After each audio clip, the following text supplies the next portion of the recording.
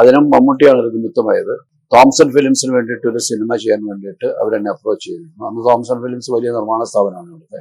അപ്പം ഞാൻ S N സ്വാമിയുമായിട്ട് ഈ ഓഗസ്റ്റ് 1 കഥകൾ ഡിസ്കസ് ചെയ്യുമ്പോൾ അതേ ഹോട്ടലിൽ, ഇവിടെ BTH ഹോട്ടലിലാണ്, അതേ ഹോട്ടലിൽ തന്നെ ഞാൻ അറിയാതെ സംവിധായകൻ ഭരതനുമായിട്ടും തോംസൺ ഫിലിംസ് ഒരു മമ്മൂട്ടി സിനിമയുടെ ആലോചനകൾ വേറൊരു മുറിയിൽ നടക്കുന്നുണ്ട്. മലയാള സിനിമയ്ക്ക് ഏറെ പ്രിയങ്കരനായ മലയാളികളുടെ ഇഷ്ട സംവിധായകൻ ശ്രീ സിബി മലയിൽ സാറിന്റെ ജീവിതാനുഭവങ്ങളും ചലച്ചിത്ര വിശേഷങ്ങളും നമുക്ക് നേരിട്ട് ചോദിച്ചറിയാം. ഒട്ടും മുഖവുര ആവശ്യമില്ലാത്ത ഒരു സംവിധായകനാണ് നമ്മുടെ കൂടെയുള്ളത്. അദ്ദേഹത്തിന്റെ സിനിമകളിലൂടെ പ്രേക്ഷകർ നെഞ്ചിലേറ്റിയ സംവിധായകൻ ശ്രീ സിബി മലയിൽ സാർ. നമ്മൾ സാറിന്റെ ഒരു ജീവിതത്തിലെ സിനിമാ കരിയറിൽ ഒരു തുടക്കത്തെ കുറിച്ച് നമുക്ക് സംസാരിച്ചെടുക്കാം. സാറിന്റെ ആദ്യകാലങ്ങളിൽ നവോദയ സ്റ്റുഡിയോ എന്ന് പറയുന്നത് വളരെയധികം പ്രധാനപ്പെട്ട ഒരു ഏരിയ ആയിരുന്നു. അതുപോലെ ജിജോ, അതുപോലെ ഫാസിൽ സാറ്, പ്രിയൻ സാറ്, ഇവരുടെയൊക്കെ കൂടെയുള്ള എക്സ്പീരിയൻസ് സാറിന്റെ ഒരു സംവിധായകനെ എങ്ങനെയാണ് രൂപപ്പെടുത്തിയത് എന്ന് ഒന്ന് വിവരിക്കാം. നമ്മൾ ഈ പറഞ്ഞ പേരുകാരെല്ലാം ആദ്യ എന്റെ സിനിമാ യാത്രയുടെ തുടക്കത്തിൽ എന്നോടൊപ്പം ഉണ്ടായിരുന്നവരാണ്. ഇതിൽ ഏറ്റവും എടുത്തു പറയേണ്ട പേര് ജിജോയുടേതാണ്. ജിജോ പ്രായത്തിൽ എന്നേക്കാൾ 1 വർഷം എളുപ്പം ഉള്ള ആളാണെങ്കിലും സിനിമയുടെ സാങ്കേതികമായ കാര്യങ്ങളെക്കുറിച്ച് ഞാൻ മനസ്സിലാക്കിയത്, പഠിച്ചത് ജിജോയിൽ നിന്നാണ്. ജിജോ സിനിമ പടയോട്ടം പോലുള്ള സിനിമകളൊക്കെ ചെയ്യുമ്പോൾ അതിൻ്റെ ഡിസ്കഷനുകൾ നടക്കുമ്പോൾ, അതിൻ്റെ പോസ്റ്റ് പ്രൊഡക്ഷൻ നടക്കുമ്പോഴൊക്കെയും എനിക്ക് അറിയേണ്ടുന്ന കാര്യങ്ങൾ ചോദിച്ചറിഞ്ഞതും കണ്ടുപഠിച്ചതുമൊക്കെ ജിജോയിൽ നിന്നാണ്. എൻ്റെ ഗുരു എന്ന നിലയിൽ ഞാൻ എന്നും എൻ്റെ മനസ്സിൽ ഏറ്റവും പ്രഥമ സ്ഥാനം ജിജോയ്ക്ക് തന്നെയാണ്. മറ്റുള്ളവരൊക്കെയും അവർ ചെയ്ത സിനിമകളുടെ കൂടെയൊക്കെ ഞാൻ ജോലി ചെയ്തിട്ടുണ്ടെങ്കിലും എൻ്റെ ഏറ്റവും സിനിമാ സംവിധായകൻ എന്നുള്ള എന്നിലെ ഒരു അടിസ്ഥാന ബോധ്യങ്ങൾ എന്നിൽ സൃഷ്ടിച്ചത് ജിജോയുടെ കൂടെ ജോലി ചെയ്ത സമയത്താണ്. അതാത് കാലങ്ങളിൽ ഏറ്റവും മുന്നിൽ നിൽക്കുന്ന എഴുത്തുകാരെ സാർ നന്നായിട്ട് ഉപയോഗപ്പെടുത്തുന്നു. അപ്പൊ ഏറ്റവും എടുത്ത് പറയുന്നത് ലോഹിത് സാറിന്റെ പേരാണ്. അതുകൊണ്ട് MT സാറ്, ഡെന്നിസ് ജോസഫ്, കലവൂർ രവികുമാർ, അതുപോലെ ഒത്തിരി പേര്.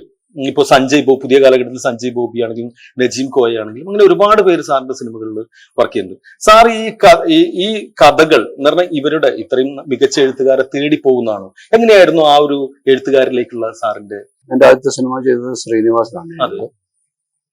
ശ്രീനിയിലേക്കും ഞാൻ അങ്ങോട്ടേക്ക് അന്വേഷിച്ചു പോയതല്ല. കാരണം ആ സിനിമ ഞാനിങ്ങനെ ആദ്യത്തെ സിനിമ ചെയ്യുന്നു എന്നുള്ളൊരു ആലോചന ഉണ്ടാകുന്ന സമയത്ത്, അല്ലെങ്കിൽ അതിനുള്ളൊരു അവസരം എൻ്റെ മുന്നിലേക്ക് എത്തുമ്പോൾ, എനിക്ക് അന്ന് പ്രിയന്റെ കൂടെയൊക്കെ ഞാൻ 1-2 സിനിമകൾ, ഓടരുത് മാവാളരെ എന്ന സിനിമയിലൊക്കെ ജോലി ചെയ്യുമ്പോഴാണ് ജഗദീഷിനെ പരിചയപ്പെടുന്നത്. അപ്പോൾ ജഗദീഷിന് അന്ന് കഥ എഴുതാനുള്ളൊക്കെ താല്പര്യമുണ്ട്. ജഗദീഷ് ഓൾ ഇന്ത്യ റേഡിയോയ്ക്ക് വേണ്ടി നാടകങ്ങൾ എഴുതാറുണ്ട്. അപ്പം ഞാനിങ്ങനെ ഒരു സിനിമ സംവിധാനത്തിനുള്ളൊരു ചിന്തകൾ തുടങ്ങിയെന്ന് അറിയുമ്പോൾ ജഗദീഷാണെന്ന് പറഞ്ഞു, എൻ്റെ കയ്യിലൊരു കഥയുണ്ട്. ഞാനത് ശ്രീനി എടുത്ത് പറഞ്ഞപ്പോൾ ശ്രീനിക്ക് അത് ഇഷ്ടമായി. അപ്പോൾ അതിൽ നിന്ന് നമുക്കൊരു സിനിമയ്ക്ക്, അപ്പോൾ ശ്രീനി എൻ്റെ അടുത്ത് ആ കഥ പറയുകയും അതിൽ നിന്നാണ് ഈ ആദ്യത്തെ ഒരു സിനിമയുടെ ചിന്ത തുടങ്ങുന്നത്. അങ്ങനെ ശ്രീനിയിൽ തുടങ്ങി. പിന്നീട് ശ്രീനി ഞാനുമായിട്ട് ദൂരെ ഒരു കൂടുകൂട്ടം എന്ന് പറയുന്ന സിനിമ ചെയ്യുന്നു. ഇതിന്റെ ഇടയിൽ പ്രിയദർശൻ ഒരു സിനിമയ്ക്ക് പ്രിയനൊരു, ഞാൻ 2ാമത്തെ സിനിമയുടെ, അതൊരു സാഹിബ് എന്ന് പറയുന്നൊരു ഹിന്ദി സിനിമയാണ്. അനിൽ കപൂർ അഭിനയിച്ച ഒരു സിനിമയാണ്. ആ സിനിമയുടെ നിർമ്മാതാവ് നടൻ ശങ്കർ ആയിരുന്നു. അപ്പോൾ ശങ്കർ അദ്ദേഹത്തിന് വേണ്ടി ഒരു സിനിമ ചെയ്യണമെന്നുള്ള ആവശ്യമായിട്ട് എൻ്റെ അടുത്ത് വരുമ്പോൾ അദ്ദേഹം എൻ്റെ മുമ്പിലേക്ക് കൊണ്ടുവന്നത് ഈ സിനിമയാണ്. ഈ സിനിമയുടെ കാസറ്റാണ്. ശങ്കർ ഈ സിനിമയുടെ ഒരു കഥയുമായിട്ട്, ഈ ഒരു കാസറ്റുമായിട്ട് എൻ്റെ അടുത്ത് ഇതൊന്ന് കണ്ടു നോക്കി, എനിക്ക് ഇത് വെച്ചിട്ടൊരു സിനിമ ചെയ്യാൻ കൊള്ളാമെന്നുണ്ട്, ആ ക്യാരക്ടർ ചെയ്യാൻ വേണ്ടി. അപ്പൊ പ്രിയൻ ആ സമയത്ത് നമ്മളെല്ലാം ഒരുമിച്ച് ജോലി ചെയ്യുന്നുണ്ട്. പ്രിയനും ശങ്കറുമായിട്ടും വളരെ സൗഹൃദമുള്ള സമയമാണ്. അപ്പൊ ഈ ഒരു ഹിന്ദിയിൽ നിന്ന് മലയാളത്തിലേക്ക് ട്രാൻസ്ലേറ്റ് ചെയ്യുക എന്നുള്ളൊരു കാര്യം മാത്രമേ ഉണ്ടായിരുന്നുള്ളൂ. അത് പ്രിയനാണ് ചെയ്തത്, മലയാളീകരിച്ചത്. ആ ഹിന്ദി കാസറ്റ് കണ്ടിട്ട് അതിനെ മലയാളീകരിച്ച് എഴുതി തന്നത് പ്രിയനാണ്. പിന്നീട് വീണ്ടും ശ്രീനിയുമായിട്ട് സിനിമ ചെയ്യുന്നു. അതാണ് ദൂരെ കൂടുകൂട്ടാം. അതിനുശേഷം പിന്നെ ഒരു സിനിമ പെരുമ്പടം ശ്രീധരനുമായിട്ട് ചെയ്തിരുന്നു. അതാണ് രാരീരം എന്ന് പറയുന്നത്. സിനിമ നാഷണൽ അവാർഡ് കിട്ടിയിരുന്നു. അതിന് ആദ്യത്തെ ദേശീയ മികച്ച സാമൂഹ്യ പ്രസക്തിയുള്ള സിനിമയ്ക്ക് വേണ്ടിയിട്ട് best film on social issues എന്നാണ് അവാർഡ്. നർഗീസ് ദത്ത് അവാർഡാണ്. അതിന്റെ 3ാമത്തെ സിനിമയാണ്. അതിനുശേഷം ഞാൻ പിന്നെ രാരീരം എന്ന് പറഞ്ഞ സിനിമ ചെയ്തു. അത് പെരുമ്പടവും ശ്രീധരനാണ് എഴുതിയത്. അതിന്റെ കഥ വേറെ 2 ആൾക്കാരുടേതായിരുന്നു. പക്ഷെ ആ കഥയിൽ നിന്നും ഒരു തിരക്കഥ അല്ലെങ്കിൽ ആ കഥ ഒന്നും കൂടെ വികസിപ്പിച്ച് എഴുതിയിട്ടുന്നത് പെരുമ്പടവും ശ്രീധരനാണ്. അതിനുശേഷമാണ് എൻ്റെ കരിയറിൽ ഏറ്റവും വലിയ ബ്രേക്ക് എന്ന് പറയുന്ന ഒരു സിനിമ സംഭവിക്കുന്നത്. തനിയാവർത്തനം എൻ്റെ 5ാമത്തെ സിനിമയാണ്. അതിലാണ് ലോഹിയും ഞാനുമായിട്ട് ആദ്യമായിട്ട് സിനിമ ചെയ്യുന്നത്. അപ്പം നമ്മുടെ ഈ ആദ്യത്തെ സിനിമകൾ ചെയ്യുമ്പോൾ നമ്മളുടെ ഒരു കരിയർ എന്താണ്, നമ്മൾ ഏത് തരത്തിലുള്ള സിനിമകൾ ചെയ്യാനുള്ള എന്താണ് ഒരു പ്രാപ്തിയുള്ള ആളാണെന്ന് നമ്മൾ കൂടെ തിരിച്ചറിയുന്നത് 2-3 സിനിമകൾ ചെയ്ത് കഴിയുന്നതാണ്. നമ്മുടെ മുമ്പിലേക്ക് കിട്ടുന്ന അവസരങ്ങളെ നമ്മൾ ആദ്യം ഉപയോഗിക്കുകയാണ്.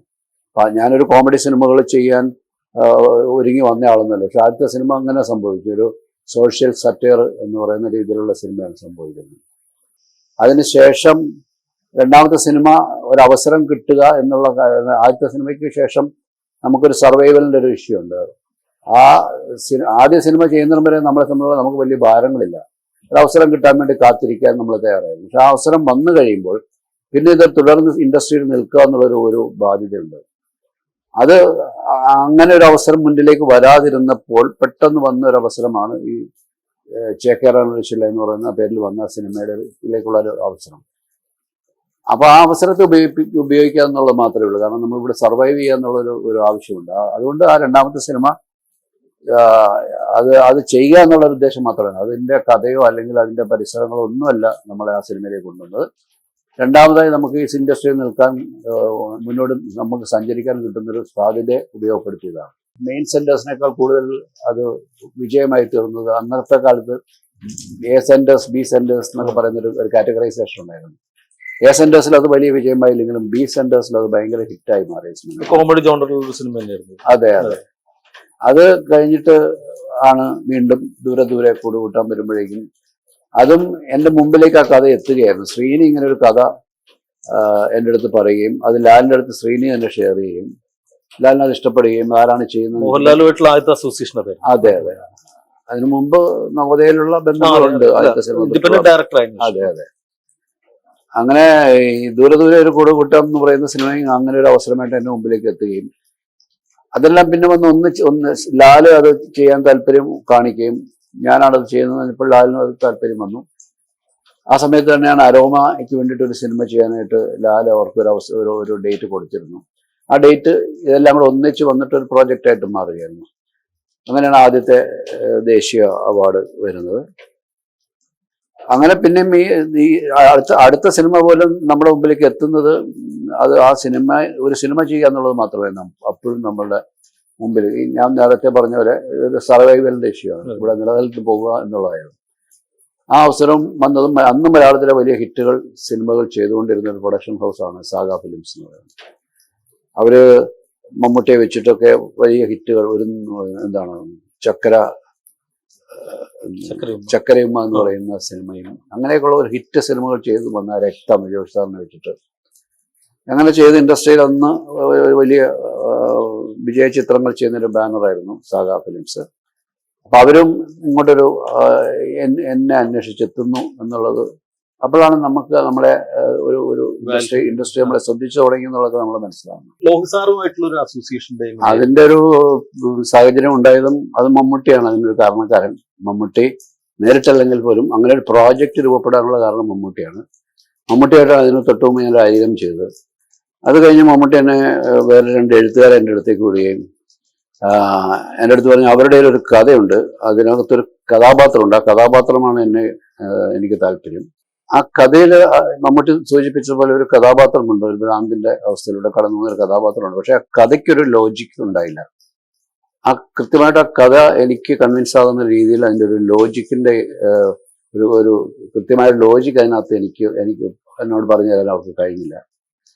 എങ്കിലും അവരോട് എഴുതാനായിട്ട് ഞാൻ ആവശ്യപ്പെടുകയും പക്ഷെ അവർ എഴുതി വന്നപ്പോഴും ഈ പറയുന്ന ഒരു ക്ലാരിറ്റി അതിന് കിട്ടാതെ വന്നപ്പോൾ എനിക്ക് മനസ്സിലായി ഇതുമായിട്ട് മുന്നോട്ട് പോകാൻ കഴിയില്ലെന്ന്. അപ്പോഴേക്കും നിർമ്മാതാവ് വന്നു കഴിഞ്ഞിട്ട് ആ സിനിമയ്ക്ക് വേണ്ടി മമ്മൂട്ടി ഇങ്ങനെ ഒരു ഓഫറുമായിട്ട് ഒരു ഡേറ്റുമായിട്ട് നമ്മളെ വിളിക്കുമ്പോൾ അതറിഞ്ഞിട്ടൊരു നിർമ്മാതാവ് വരുന്നു. ആ നിർമ്മാതാവ് അതിന് വേണ്ടിയിട്ട് ഇൻവെസ്റ്റ് ചെയ്ത് തുടങ്ങി കഴിഞ്ഞിരിക്കുന്നു. പക്ഷേ ഇത് മുന്നോട്ട് പോകുന്നില്ല എന്നൊരു ഘട്ടം വരുമ്പോഴാണ് ഒരു പുതിയ കഥയിലേക്കുള്ള ചിന്ത വരുന്നത്. കാരണം ബാക്കി ഒരു പ്രൊഡ്യൂസറെ സംബന്ധിച്ച ഇൻവെസ്റ്റ്മെന്റും തുടങ്ങിക്കഴിഞ്ഞു. ഇനി ആ പ്രോജക്റ്റ് നിർത്താതെ മുന്നോട്ട് പോകാൻ സാധിക്കുന്ന ഒരു പ്രോജക്റ്റിലേക്ക് അത് എത്തണം.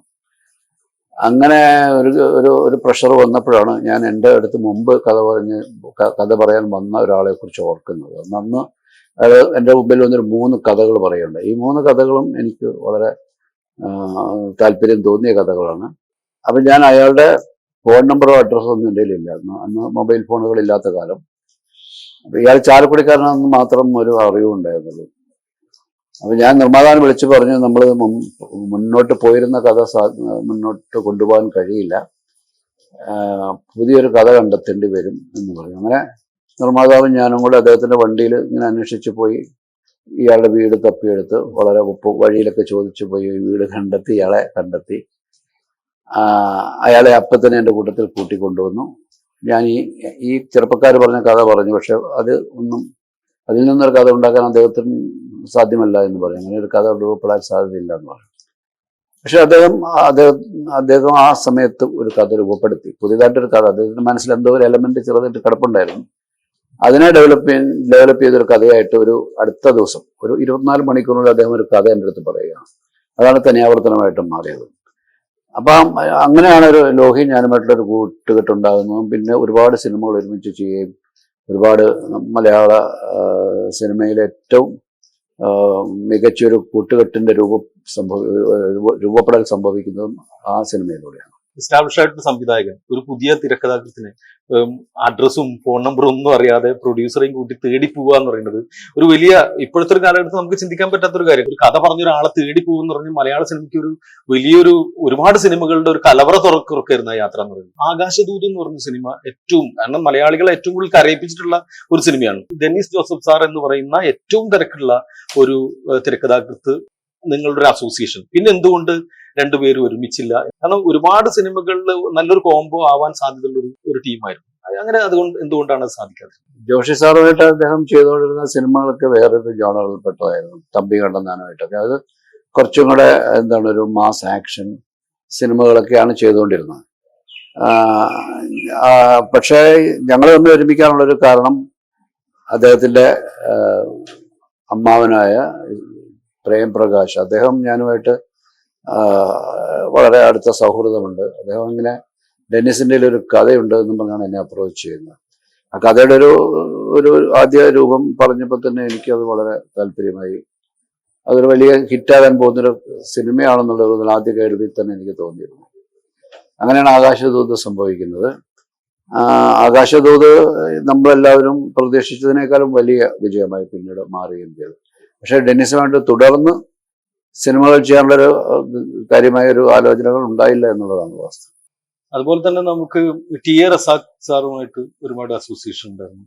പിന്നീട് നമുക്ക് എസ്.എൻ. സ്വാമി സാറുമായിട്ടുള്ള വളരെ സാറിന്റെ സ്ഥിരം ചെയ്യുന്ന പാറ്റേണിൽ നിന്ന് മാറി ഓഗസ്റ്റ് ഒന്ന് പോലെയുള്ള സിനിമകളൊക്കെ വരുന്നത് എസ്.എൻ. സ്വാമി സാറുമായിട്ടുള്ള ആ ഒരു ബന്ധവും. സ്വാമിയായിട്ടും 2 സിനിമകൾ ചെയ്തുള്ളൂ. അതും ആ സിനിമയും പരമ്പരയും ഒന്ന് ഇതുമാണ്. ഓഗസ്റ്റ് ഒന്ന് ചെയ്യാനുള്ള കാരണം അതിനും മമ്മൂട്ടിയാണ് ഒരു നിമിത്തമായത്. അരമമണി ആണ് അതിന്റെ നിർമ്മാതാവ്. ഞാൻ തോംസൺ ഫിലിംസിന് വേണ്ടിയിട്ട് ഒരു സിനിമ ചെയ്യാൻ വേണ്ടിയിട്ട് അവരെന്നെ അപ്രോച്ച് ചെയ്തിരുന്നു. അന്ന് തോംസൺ ഫിലിംസ് വലിയ നിർമ്മാണ സ്ഥാപനമാണ് ഇവിടുത്തെ. അപ്പം ഞാൻ എസ്.എൻ. സ്വാമിയുമായിട്ട് ഈ ഓഗസ്റ്റ് ഒന്നിന്റെ കഥകൾ ഡിസ്കസ് ചെയ്യുമ്പോൾ അതേ ഹോട്ടലിൽ, ഇവിടെ BTH ഹോട്ടലിലാണ്, അതേ ഹോട്ടലിൽ തന്നെ ഞാൻ അറിയാതെ സംവിധായകൻ ഭരതനുമായിട്ടും തോംസൺ ഫിലിംസ് ഒരു മമ്മൂട്ടി സിനിമയുടെ ആലോചനകൾ വേറൊരു മുറിയിൽ നടക്കുന്നുണ്ട്. ഞാൻ 1ാമത്തെ നിലയിലും അത് 5ാമത്തെ നിലയിലും നടക്കുന്നുണ്ടായിരുന്നു. അപ്പൊ ഒരു ഘട്ടത്തിൽ മമ്മൂട്ടി എന്നെ വിളിച്ചിട്ട് പറയുന്നു, മമ്മൂട്ടി പറഞ്ഞു, ഞാൻ നിങ്ങളെ വെച്ച് സിനിമ ചെയ്യാൻ വേണ്ടിയിട്ടാണ് തോംസന് ഡേറ്റ് കൊടുക്കാമെന്ന് പറയുന്നത്. പക്ഷെ അവര് ഭദ്രനെ വെച്ച് മറ്റൊരു സിനിമ അവിടെ, സിദ്ധാർത്ഥ എന്ന് പറയുന്നൊരു സിനിമയാണ്, അത് അവിടെ ഒരാലോചന നടക്കുന്നു. അപ്പം ഞാൻ നിങ്ങൾക്ക് തന്ന ഡേറ്റ് ആയതുകൊണ്ട് നിങ്ങൾക്ക് ഇഷ്ടമുള്ള ഒരു പ്രൊഡ്യൂസറെ വെച്ച് ചെയ്തോളൂ, ആരെങ്കിലും ഉണ്ടെങ്കിൽ. അല്ലെങ്കിൽ ഞാൻ ഒരാളെ സജസ്റ്റ് ചെയ്യാം. അരവമണി സാർ ഇപ്പം എൻ്റെ കൂടെ എൻ്റെ വീട്ടിലുണ്ട്. അദ്ദേഹം ഒന്ന് ഗിരിനഗറിൽ താമസിക്കുന്ന സമയമാണ് മമ്മൂട്ടി. അരവമണി സാർ അങ്ങോട്ട് വരും, നമ്മൾ പറഞ്ഞ സിനിമ അദ്ദേഹത്തിന് വേണ്ടി ചെയ്യാമെന്ന് പറയും. അങ്ങനെ അത് ആ പ്രോജക്റ്റായി മാറുന്നത് അരോമയിലേക്ക്, തോംസന് വേണ്ടി ചെയ്യാനിരുന്നൊരു പ്രോജക്റ്റ് മമ്മൂട്ടി തന്നെ അത് അരോമയിലേക്ക് മാറ്റുകയുണ്ടായി. അങ്ങനെയാണ് ഈ ഓഗസ്റ്റ് 1 സംഭവിക്കുന്നത്. മറ്റേ സിനിമ പിന്നീട് സംഭവിച്ചില്ല എന്ന് എനിക്ക്. അതിനുവേണ്ടി റെക്കോർഡിംഗ് ഒക്കെ നടന്നെങ്കിലും ആ സിനിമ സംഭവിച്ചില്ല.